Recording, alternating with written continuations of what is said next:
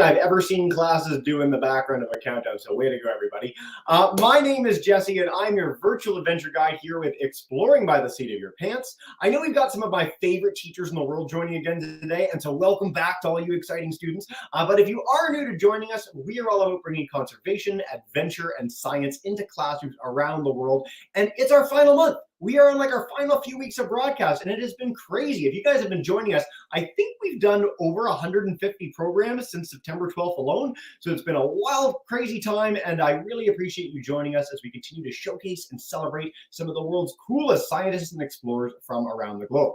Now, back in October, early November, we did this amazing Hope for Conservation series with 8 scientists working to bring back species from the brink, protecting them all around the planet. It was really, really exciting. And we were all set to kick it off with Dr. Heather Lynch, but then she had to go for jury duty. She had to go do her civic duty, everybody. And so we are so excited to have her back today, making up for that lost presentation, to talk to us today about her amazing work studying penguins. She gets to go down to Antarctica. She gets to study penguins with satellites. We're going to learn why that happens, how that happens. It sounds very cool to me. And I'm going to turn it over to her in just a second, but I've forgotten to tell you guys about the Kahoot, and that's just on me, really. We are going to have a Kahoot today. If you are live with us, if you are on YouTube, head to this game pin below. We'll be playing along for 2 quick minutes between our talk and our Q&A portion. So I'll make sure everybody has that in the chat in just a minute. Now, I'm going to stop talking and without further ado, introduce you to Dr. Lynch. She is going to blow your minds about penguins. I'm excited. I've got some popcorn just off screen to eat as she's giving this presentation. But welcome to the program, Dr. Lynch, and thank you so much for joining us today. Oh, my goodness. It is my pleasure. So you guys can see my slides okay? Oh, yes, we can. We are good. Awesome. Well, I'm going to talk today about the penguins of Antarctica. That's our big show today. But before I do that, I should probably introduce myself. So who am I and how did I get to study penguins? My name is Heather Lynch. I am at Stony Brook University, which is on Long Island in New York. And I did not grow up wanting to study penguins. In fact, I went to college for chemistry, and then I studied math, and I studied all sorts of things, physics. I actually have an undergraduate degree in physics. I did just about everything but biology. But eventually I realized that what I wanted to do was study the plants and animals that live on the planet. And so I became I got a PhD in biology. The benefit of my indirect route to studying penguins is that I can tie together a whole bunch of different disciplines to study penguins. We're going to see how that works. But that includes ecology and what we call geography and computer science and conservation and even something called statistics. So we need all of those tools to understand Antarctica and how it's changing. So first of all, I want to talk a little bit about what makes a penguin a penguin. And I should say that if any of you personally have these 10 characteristics, you too might be a penguin and you just didn't know it. But what makes penguins different from other birds? Well, one, it's flightless. That's probably what you probably know already about penguins. They are highly adapted for swimming and diving. So we like to say that they just fly in the ocean.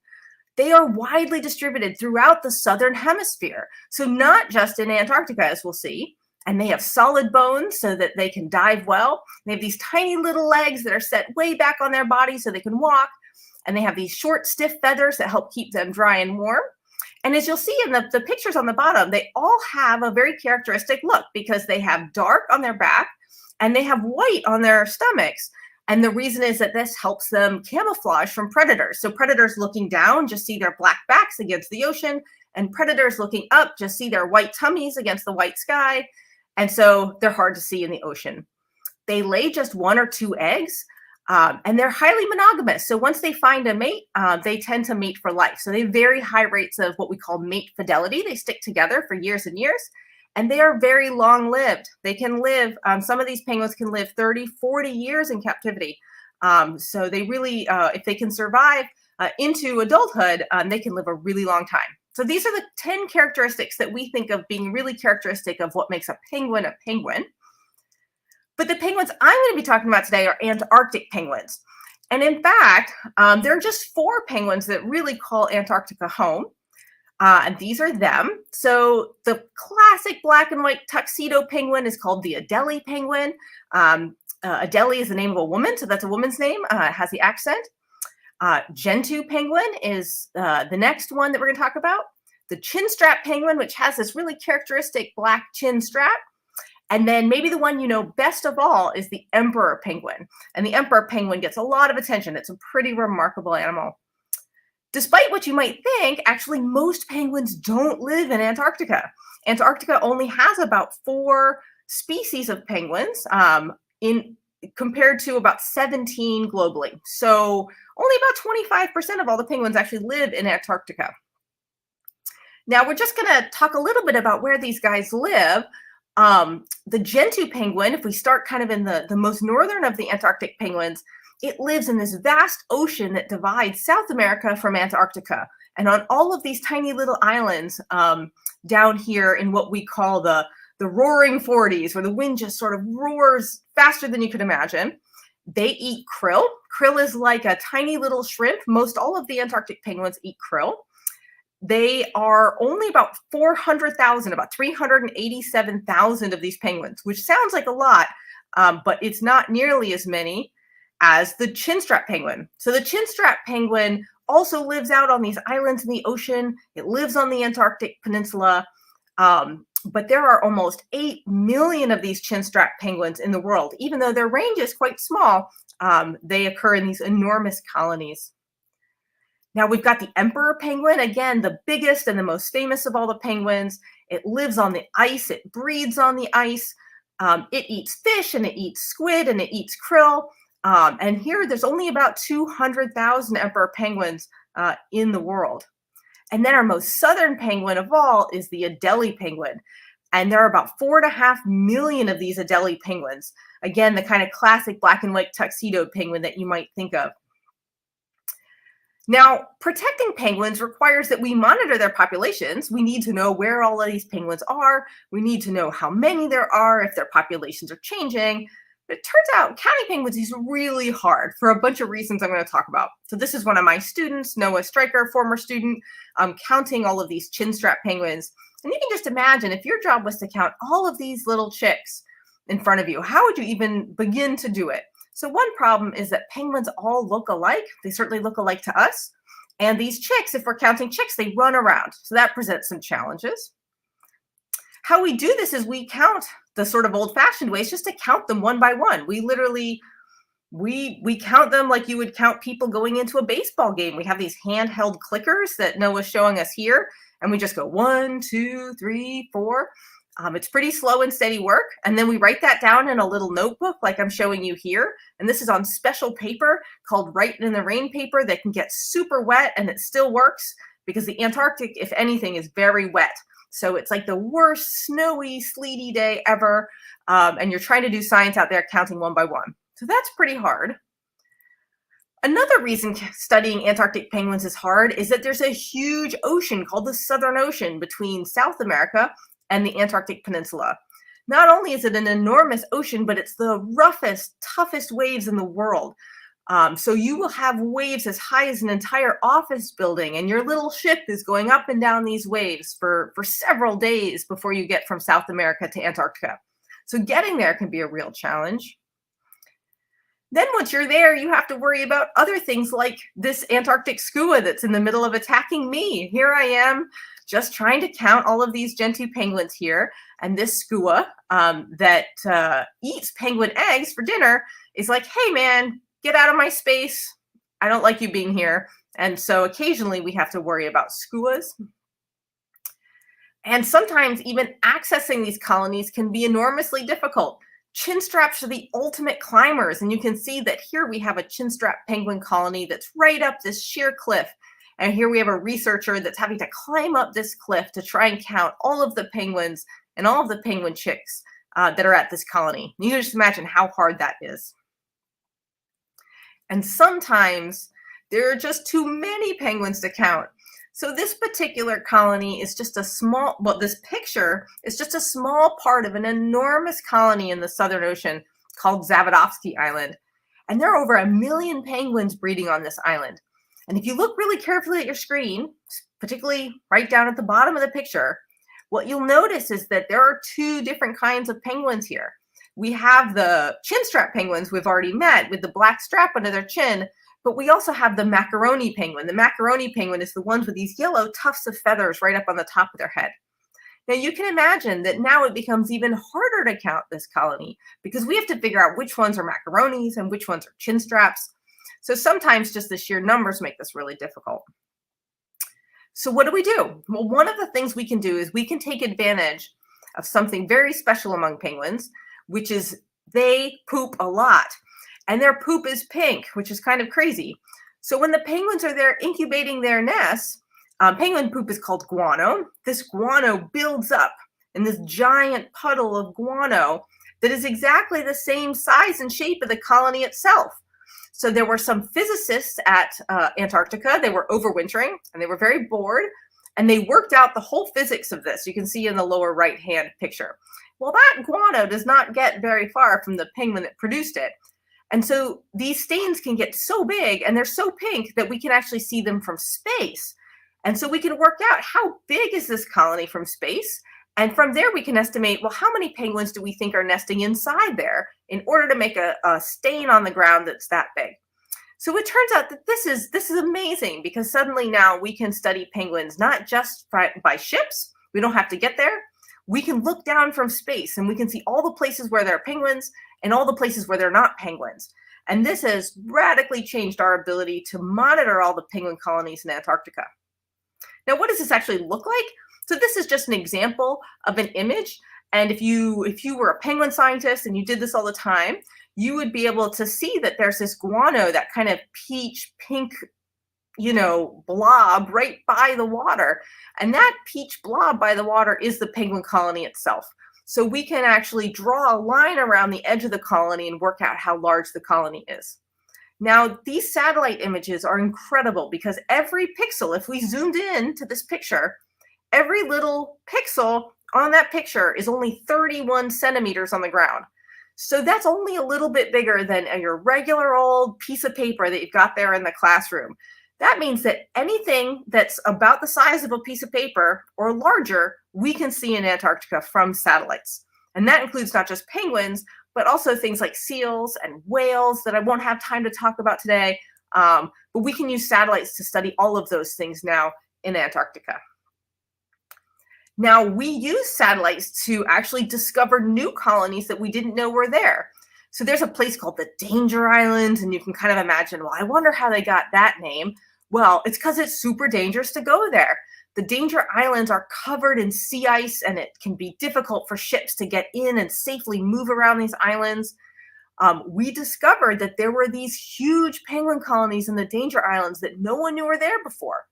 And if the satellites were to be believed, there were more penguins in the Danger Islands than the entire rest of the Antarctic Peninsula. Now, of course, we weren't just satisfied with seeing these from space. We wanted to actually go in person. I should say that before I get there, we have discovered over 1 million penguins by satellite imagery.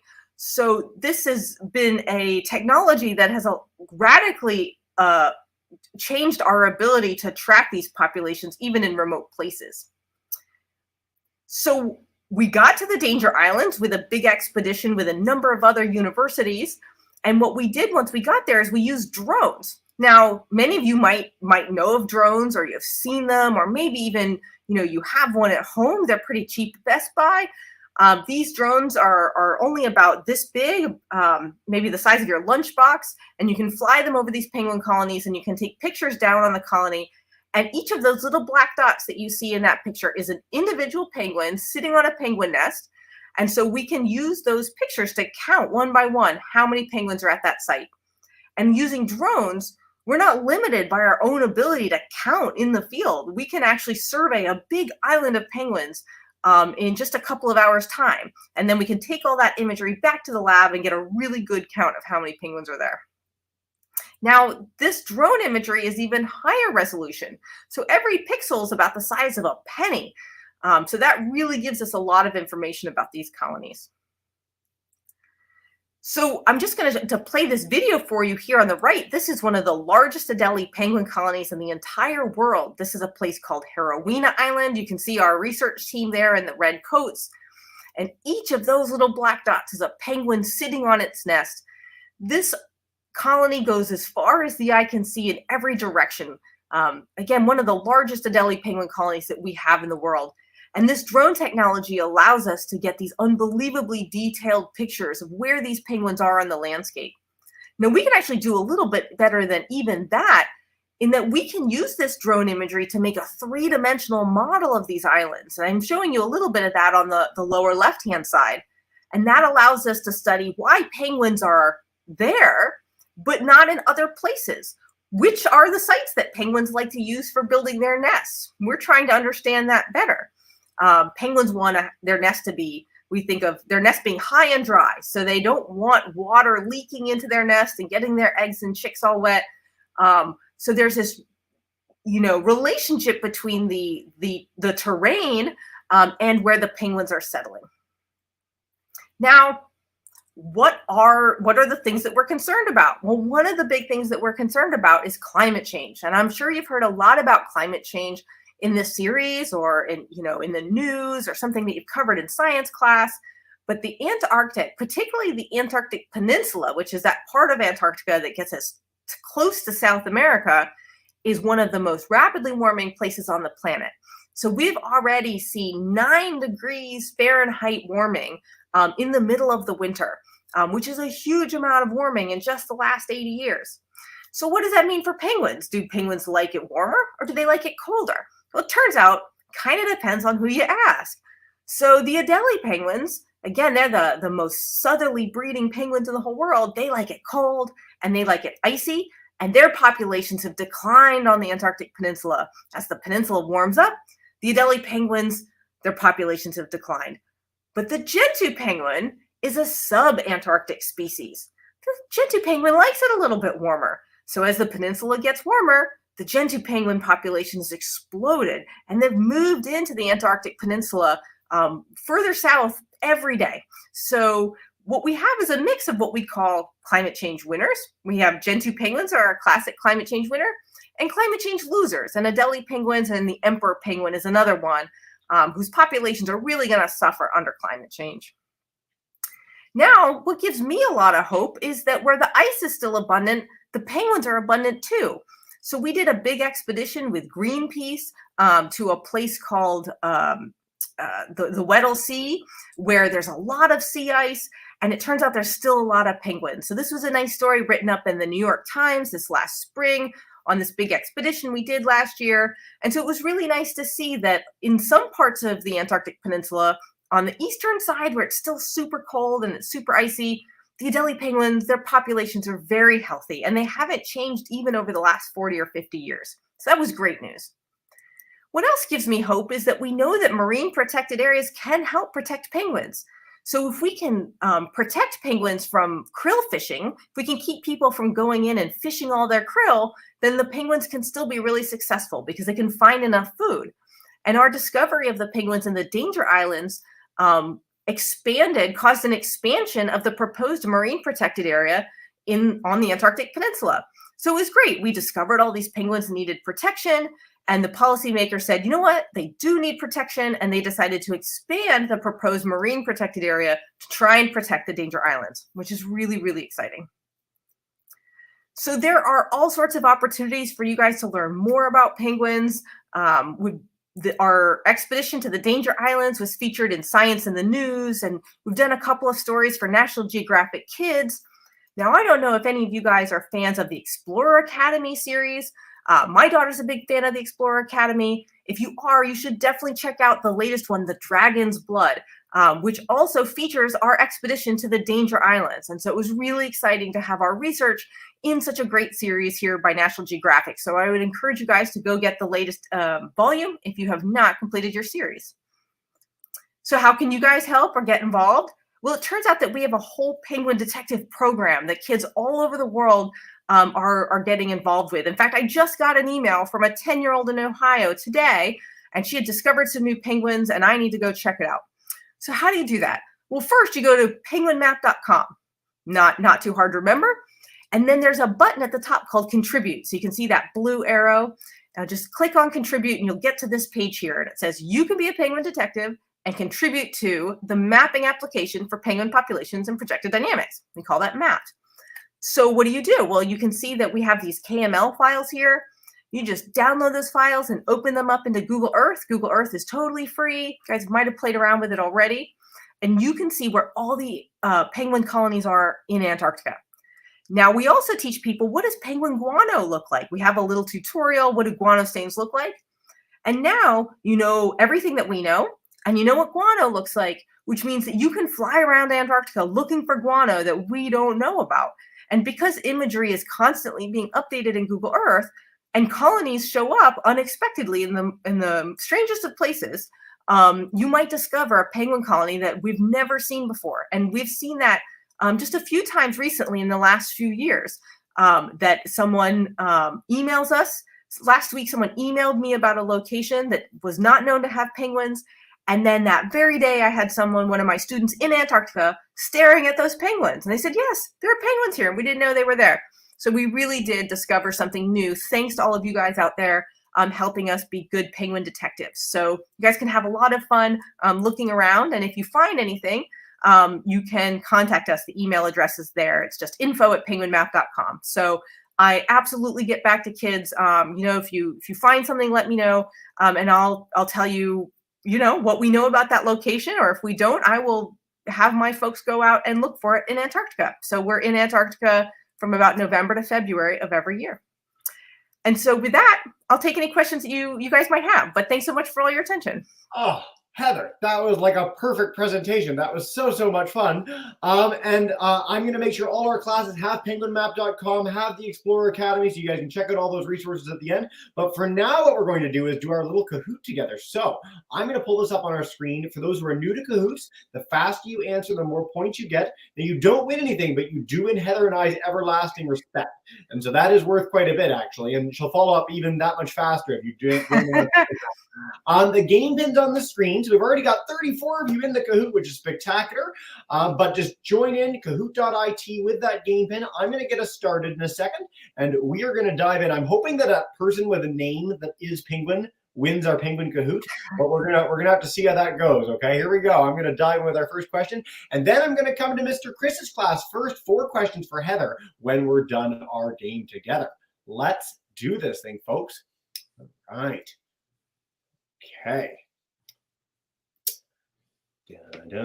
3, 2, 1. I can start doing the Jeopardy theme music, but I can't do it all. Otherwise, they come and get me. How many kinds of penguin are there? Ooh, so we talked about a few that are in Antarctica specifically, but in the whole world, is it 2? Is it 18 species of penguin, 50 kinds of penguin, or are there 450 kinds of penguin? There's like a penguin on every backstop all over the world. What do you think? Heather, do you want to give them a little hint? 5 seconds to go. Wow. I can tell them that because this is a slightly disputed number, I used a number in my talk that was 1 shy of this here.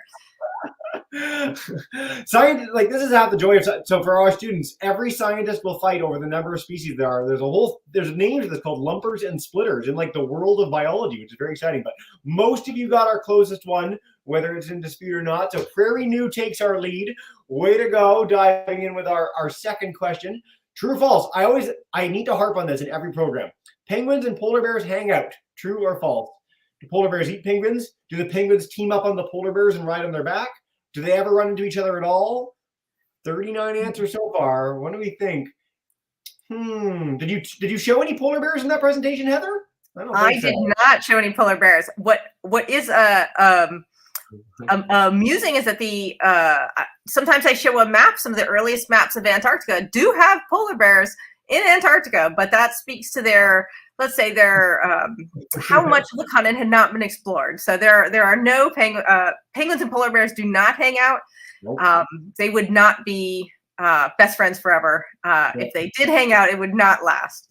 Those Coke ads are so wrong. Going into question 3. Now, this is a multi-select. Now, I just wanted to test you guys in this one. So we talked about Antarctica a lot. We talked about some of the islands off Antarctica. Danger Island was my favorite. Some other countries in the world, which ones of them do penguins live on? It's more than one, Maybe it's all of them. Maybe it's a few. Argentina, Ecuador, South Africa, or New Zealand? Ooh, this is tripping people up. I had fun with this question. What do we think? It is all of them, by the way, which is shocking. And a lot of you got that, which is spectacular. So they're in a lot of places. Polar bears are sort of confined to a very set part of the north, but penguins range almost up to the equator. The Galapagos Islands off Ecuador are the northernmost penguin locale in the world. They are a very fantastic group of birds. Prairie New does not have our lead. The whole thing just shifted. Swift Hawk takes our lead. Going into our final question. And then Mr. Chris's class, we're coming to you. Another true or false. Some penguins are increasing in population. Now, if we were paying attention, we had a graph about this in the program. I know we tend to stay away from graphs in our programs, but this is a very easy graph with a certain trajectory. 39 answers. Yes, we've got some penguins that the conditions are improving their lot. And we hope that that continues. And of course, all penguins need a lot of conservation work to help maintain them, and observational efforts like that of Dr. Lynch and of you guys on penguinmap.com. All right, our winner, and let us know who you are if you're in the chat, is Swift Hawk. Way to go, guys. Thank you so much for playing along. Everlasting respect, everlasting respect. Heather, I'm going to head to Mr. Chris's class. They're joining us today in Canton, Michigan. If you guys want to come on up and ask a question, you're good to go. Hey. We learned that parent penguins might not make it back to the nest, and the chicks would not survive. Would another nest adopt the chick and raise it as its own? That is such a great question. So the question was whether an abandoned chick might get adopted by another nest. And we do think that that happens, not necessarily for the chicks, but for the eggs. So we have seen nests that have 3 eggs in them, and we know that penguins do not lay 3 eggs. So that means that probably there was an egg that rolled out of a nest, rolled into neutral territory between nests, and because penguins like to gather up all the nests near them, a penguin must have gathered up a spare egg and tucked it under its brood pouch. And so we do see that sometimes abandoned eggs will get adopted by other parents. So it turns out when the chicks get really big, the parents will come back and they will go to feed their chick. And they don't make it easy, not like your parents. The food just doesn't arrive. They run around like crazy, and they make their kids run around like crazy. And they figure that the chicks that kept following them for the longest must be theirs, and they feed the winners. So I suppose that a chick that was willing to win that race might actually get fed even by a parent that wasn't its own. Fascinating. That was such a full and diverse answer. That was spectacular. By the way, for our student, I do love Stitch as well. Nice shirt. Way to go. Miss Rickard's class, we're going to go to Tucson, Arizona. You guys were like the most enthusiastic people in the beginning, so I'm hoping that as maintained. Come join us. Hi, guys. Hi. Hi. All right. What's your question for Heather? Did penguins used to fly a long time ago? Wow, what a great question. Did penguins used to fly? Well, in a way they did. So the closest relatives of penguins are these big giant birds called albatross. And then if you go even further back, they are related to chickens. So chickens have also in many ways kind of lost their, they're not great flyers. I don't know if you've ever seen a chicken fly over your house, or if you have turkeys in your backyard, they're not very good flyers. So there are birds like chickens that are close relatives of penguins that both used to fly and some who are just not very good flyers. So the ancient penguins, before they were truly penguins, they could fly. Yeah, I must say I had no idea that albatross are the closest relatives of penguins. That's fascinating and very unexpected. Yeah, I think the ability to, so I don't recommend you guys running down to the ocean and drinking seawater. Seawater is not very good for you. Seawater is actually not good for anybody. And what makes penguins and other seabirds special is that it doesn't make them sick. And so all of the birds that have the ability to put up with seawater, to be drinking seawater, are very closely related. Very, very cool. Before we go to Mr. Shadid's class next, they already have the iPads up showing that they won the Kahoot because they always win the Kahoot, and it's so vain and so funny. Wow,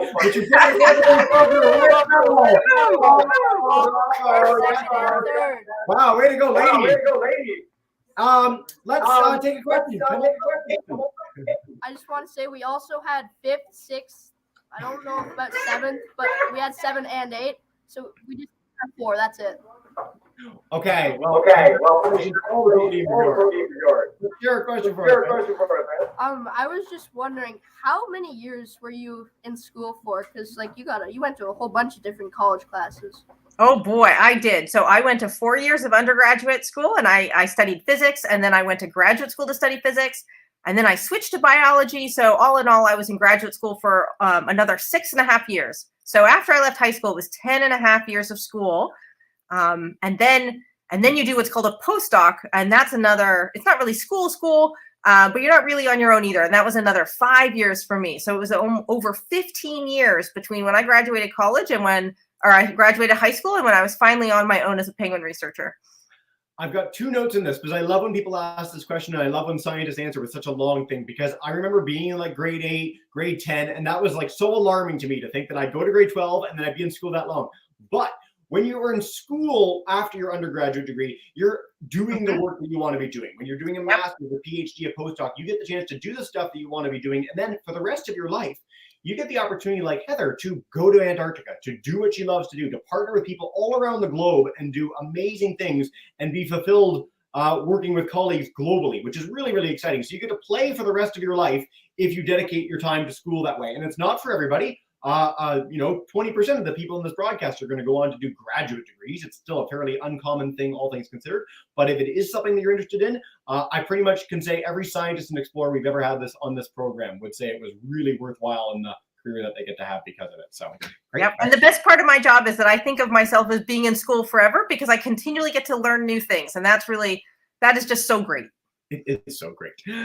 Miss Cottrell's class, Baldwinsville, New York. I'm coming to you. And then Miss Darcy, we're going to hope that your tech's working in South Jordan in a minute too. But welcome in, New York. Hi, guys.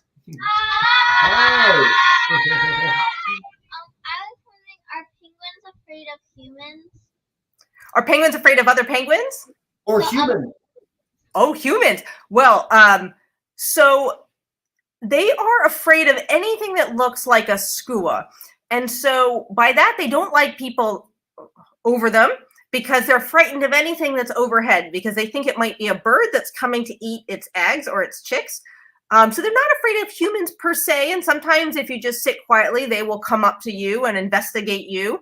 And it's best if you sit on the ground because if you're really low to the ground, they know that you're not a bird and that you are, they have no reason to fear you. So some of the penguins in Antarctica actually get a lot of company. Some of them see hundreds of people every day, believe it or not, and they are so bored with humans. So you could walk right up to them and they won't even notice. But yeah, they don't like anything hovering over them. That makes them feel a bit nervous. And don't ever wear your skua costume to Antarctica. They just really don't like that at all. That's right. I can't believe that this entire time and I hadn't noticed the giant silver penguin behind you. You're like really unobservant, but that's amazing. So thank you for that. His name is Mr. P. Yeah. Of course it is. Of course it is. By the way, we're going to head to Miss Darcy's class, South Jordan, Utah. First of all, I'm going to say a huge welcome and hello, guys. Hi, everybody. And way to go, Miss Darcy, for getting the audio working. It's so nice to hear from you, and I'm so excited for your question. Share with us. How big can a penguin get? Oh, great question. So the biggest penguins are they're quite a bit bigger than Mr. P back there. The biggest emperor penguins are probably about the same size as you guys are in Miss Darcy's classroom. So emperor penguins are by far the biggest. And then about Mr. P's size here would be a king penguin. And then all of the other penguins, I think of them as, they would come up to my knee. That's a good way of putting it. And when you pick them up, I don't know if any of you have a cat or a small dog. They kind of feel like a cat or a small dog. They're very, very dense. And so they're not like a rabbit or a bird where you think of as being really light. They're much heavier than they look because they're all full of muscle, even though they're not that big. So an emperor penguin, they can be 4 feet and 70 pounds is what my mind goes to readily. Is that about right? Yep. Wow, it's a big bird. They are enormous. Yep. Even the small guys can be pretty feisty too. They're very, very strong. They're much stronger than you might think. And if you do get too close, they'll whack you with a flipper, and then you'll realize just how strong they are. Very dangerous in Antarctica. You got skuas attacking you. You got flipper wax. You got big waves. It's not for the faint of heart, but it's very rewarding when you do go. Heather, we're going to go in with one other round of questions. We're ripping through these. YouTubers, if you guys want to share any questions in the chat, please do. We'd love to hear from you too. I'm going to head to Mr. Chris's class first, but I just want to note that I'm pretty sure it's Carter and Mr. Shadow's class just waiting, and it's so exciting to have kids back. I get to know everybody at this point. It's been very fun. Mr. Chris's class, welcome in, guys. Come on. We would like to know more about penguin feet. Do the sharp rocks hurt them? Do they even get too cold? Yeah. Oh, wonderful questions about penguin physiology, about their feet, and about whether they get cold. So if you've ever seen Jurassic Park, or you have some sense of what a dinosaur looks like, penguin feet remind me that birds are just dinosaurs. So they have these dinosaur feet that are very scaly, and they've got these long claws, and it allows them to climb on the rock. So that really steep cliff that I showed you, those chin straps are not only using their claws, but they're using their beaks like a pick that an ice climber would use. So they use their beak, and then they use their claws, and they're very, very tough. So you can have penguins that could fall down a cliff and land on their head, and yep, there you go. That's what a penguin foot looks like. And that their feet are leathery, almost like plastic. They're so thick and tough, so they don't injure themselves. Penguins are pretty much the toughest little birds out there on the planet. Now, they don't get cold because they do something special called, they have this special mechanism where the blood that's leaving their cold feet gets warmed by the blood that's going down into their feet. And so they've got cold blood going up and warm blood coming down. And so they have a way of keeping their feet warm even under the coldest of conditions. So luckily, they're well adapted for life in the coldest parts of the world. So cold, they don't have to worry about. What penguins do not like is rain. And no one likes rain. Penguins hate rain. Rain makes them really cold and wet. So they could be feet and feet of snow. They're happy campers, but rain they really struggle with, and that's one of the concerns. Is if we get more rain, that's something that they're not well adapted to deal with rain. What a great question. And by the way, I've never actually looked up penguin feet before. Like, I've seen them in the documentary from afar, but never just a picture. They are super weird. So if you look at emperor penguin feet, actually king penguin feet would be the best. King penguin feet, those look about like tiny T-Rex feet, like what I kind of imagine a T-Rex feet would look like. They're black and scaly. So it's a good reminder that all birds are just dinosaurs. Spectacular. Ms. Rickard's class, back to Arizona, about as far removed from scaly penguin feet as possible in Arizona. Come on, guys. Hi. Go ahead. Nice and loud. Why are penguins black and white? Okay, so this is one of their top adaptations to avoid getting eaten by seals or killer whales that are in the water. So they have white tummies so that anything that's underneath them looking up sees just a white tummy against a white sky, doesn't really see the penguin, might miss it. And if you're a predator, if you're a seal or a whale and you're looking down on penguins, you see their black backs against the black inky ocean, and you don't see them there. So they're perfectly camouflaged for life in the ocean so that the things that want to eat them can't even see them. And so that's common among all of those penguins. They're trying to avoid being seen in the ocean by things that want to eat them. Yeah. We hear this with a wide variety of species, and the term is counter shading. So if you want to look this up in the animal kingdom, a lot of different groups of animals are counter shaded exactly that way. But I'm really glad we got that question. Great, guys. All right, Mr. Shannon's class. I already called it. There you go. Welcome, man. How long have you been investigating and interested in penguins? Yeah. So I first went to Antarctica in 2006. So that's about 17 years ago. I first went to Antarctica, and my goal was, my expertise was in counting penguins and to figuring out where penguins are. And I'd been studying penguins for a little bit, but I'd never seen a penguin in the field. So 2006 was the first time I got to get in the field and start studying penguins, and I've been studying them ever since. So I missed a couple years. We lost a year due to COVID, and but by and large, I've been in the Antarctic every year since. So many, many months of my life down in the Antarctic. We even had a camp in Antarctica. We were camping out of tents next to the penguins. So a lot of time spent down there studying penguins, and of course all the time back home looking for them in satellite imagery as well. We are very lucky on these broadcasts to have a lot of people who visited Antarctica. We've had, actually yesterday we had live from Antarctica, which is really cool. opportunity. And so it's so fascinating to me that every time we have someone who's come on, they always go back. Like it's never, no one ever does research in Antarctica once and then they're done. Oh, that wasn't for me. It's like people go and it really impacts them in a way that they want to spend 16, 20, 50 years going down there and sharing this. Really, it's like another planet. Like it's such an incredible world. I've heard from everyone who goes to Antarctica, the pictures don't even remotely do it justice. And so I'm so glad we got to share so many of these stories today, Heather. Time flies and you're having fun. We are at the 40-minute mark. We're going to take 2 more live questions. And I will note, in case anyone has to go, penguinmap.com. I will email that to you as well. And Explorer Academy, the Dragon's Blood, if you want to read about some more cool stuff going on with Heather and her folks. Miss Cottrell's class, I'm coming to you first, and then we'll wrap up. Oh, Miss Darcy's right at the camera. Miss Cottrell, I'll come to you guys in 2 seconds. South Jordan, do you have one final question? Oh, Patrice. Hey, guys. Come up. Welcome in. I just want to make sure you weren't going anywhere. That's great. Hi. Sit down, please. What makes emperor penguins so special?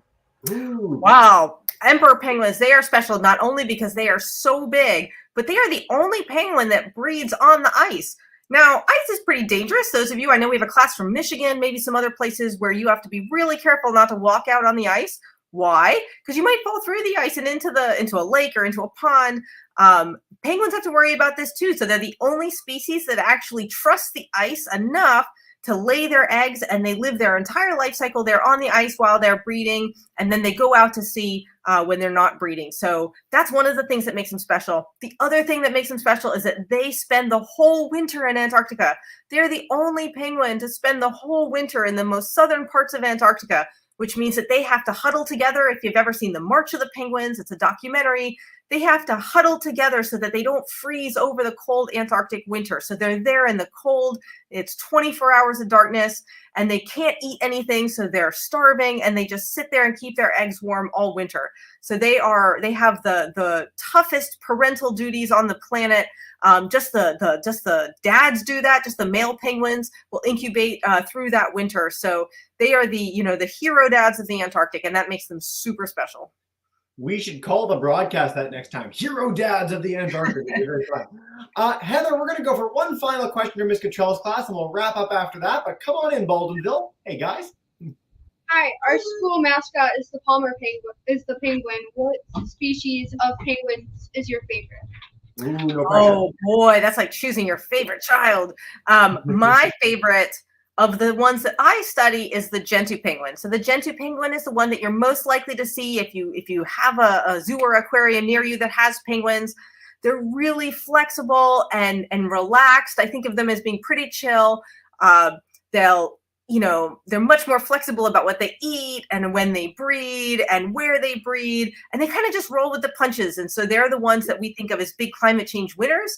They will, take whatever the environment is going to throw at them, and they're really successful, and they're graceful, and they have this sort of bowing courtship thing that they do with the males and the females that I think is really endearing. So they're I think one of the gentlest and kind of sweet. Like if you could describe a penguin as being kind of sweet, it would be the Gentoo penguin. So that's why they're my favorite. I want to say it's for our students, just because you might not know the context, having seen a lot of broadcasts. First of all, it's really hard to get a scientist to pin down their favorite anything. So there you go. And of penguins, you are the first ever Gentoo person. We've had a lot of Adelie, we've had King, we've had Emperor. We've never had a Gentoo favorite. So there you go, students. I really encourage you to look them up and learn even more, because they are a really special animal. Well, any penguin scientist that says the Adelie penguin is their favorite, I think I would cast suspicion on them. Adelie penguins, they look at you from the side and they have kind of a bad attitude. So I would question those that would like the Adelie penguin. We'll have like a penguin battle off sometime in the future. Very fun. Heather, before we wrap up, is there a final message you want to share with kids about the work that you do to keep them learning and excited about penguins and more? Well, one thing I always like to tell kids is, like, we think of Antarctica as being so far away. But if you live anywhere near the ocean or live anywhere that drains into the ocean, which is everywhere, just to make sure that the best way that you can conserve penguins is to keep trash and pollution out of your waterways. That means make sure, you don't have paint draining off your driveway. That's making sure you don't have trash on your beaches, making sure that you don't have, pesticides running into your rivers and streams. All of that water is going to head to the ocean. All of that ocean water will eventually, on some timescale, end up in Antarctica. And so the best way that we can protect Antarctica, wherever you are, is just to protect your local waterways. I can't stress that enough. So keep that in mind, guys. Keep your local waters clear wherever you are, and that's the best thing you can do to help penguins. Fantastic. No better ending than that, Heather. And as we do to end every broadcast, I'm going to bring in all our teacher friends to say a big thank you and farewell. So Mr. Chris's class, Miss Rickard, Mr. Shattuck, Mr. Stone,